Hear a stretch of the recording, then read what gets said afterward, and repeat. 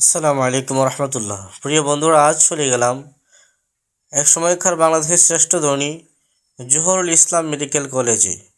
গিয়ে দেখি অনেক সুন্দর এক মসজিদ, অনেক সুন্দর পরিবেশ। ওইখানের গাছগুলো এত সুন্দর দেখে আমার প্রাণটাই না জুড়িয়ে গেল। ফুলগুলো দেখে কত ভালো লাগতেছে, গাছগুলো দেখে কত ভালো লাগতেছে। এত সুন্দর গাছ বাংলাদেশের প্রত্যেকটা মসজিদে যদি এরকম পরিবেশ আর এরকম ফুল বাগান গাছ থাকতো, কতই না সুন্দর লাগতো, কতই না শান্তি লাগতো।